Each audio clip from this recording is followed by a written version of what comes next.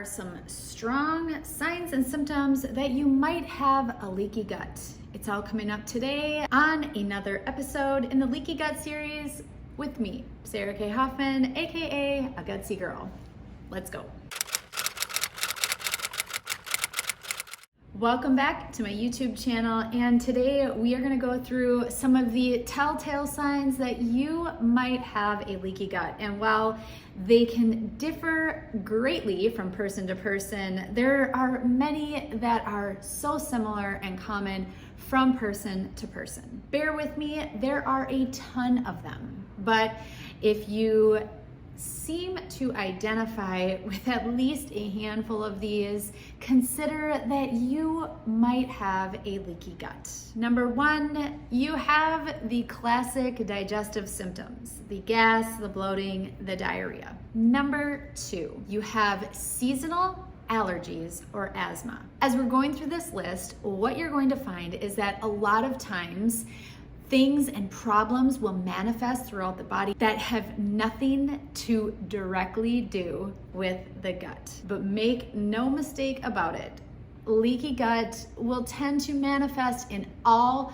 parts and places of the body. Number three, hormonal imbalances. Number four, autoimmune disease. This can be any number of autoimmune diseases, as there are so many out there. Number five, chronic fatigue syndrome. Sometimes you'll see it as CFS or multiple sclerosis. Number six, cognitive and mood issues like ADD, ADHD, or even just the very common brain fog. Number seven, skin issues like acne and rosacea. I talked a bit about these in the last video on what constitutes a healthy gut, but yes, it's true. When we have skin issues like acne and or rosacea or anything else, it can definitely be a sign and symptom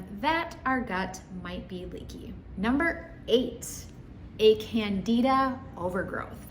Number nine, food allergies and or intolerances.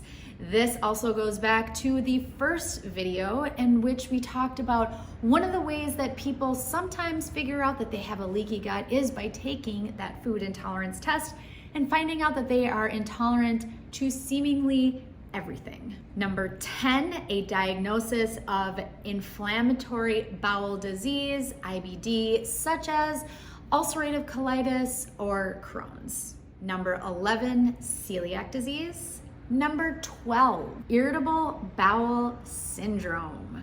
Yes, like leaky gut syndrome, irritable bowel syndrome is also another one of those very non-specific, made up of a lot of different things, but if you have been diagnosed with IBS, the chances are that you also have a leaky gut. Number 13, headaches. Number 14, gastric ulcers. Number 15, acute inflammation, such as sepsis, or in other words, your body's extreme reaction to any infection. Number 16, chronic inflammation, such as arthritis.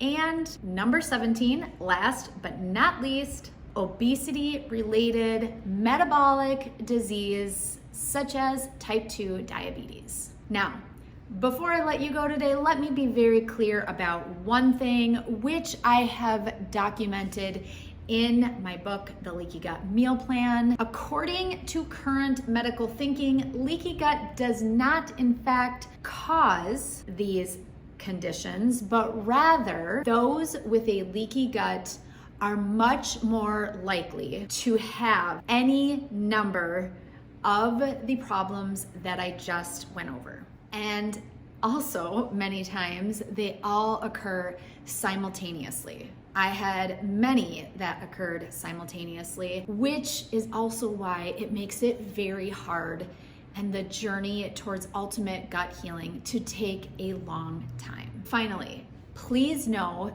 that because of all of this, it is thought that leaky gut syndrome is simply not so simply, but simply just a symptom of something larger going on.